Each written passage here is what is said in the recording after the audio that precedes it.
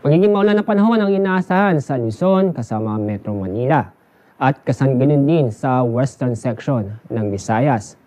Samantala, sa lalabing bahagi ng Kabisayaan at buong Mindanao at yun din sa Palawan ay magiging maganda at maliwas sa panahon, maaraw, pero may tsansa pa rin po ng mga localized thunderstorm na kung saan magbibigay ito ng biglaang buhos ng ulan. Dahil sa mainit at maaraw dito doon sa Visayas at Mindanao, mataas ang temperaturang maitatala sa Tacloban at Cebu na aabot ng 34 degrees Celsius. Sa Iloilo, aabot ng 33 degrees Celsius. Sa ilang lugar sa Mindanao, aabot ng 35 degrees Celsius. Sa Zamboanga, 34 degrees Celsius. Sa Cagayan de Oro at 33 degrees Celsius sa Metro Davao.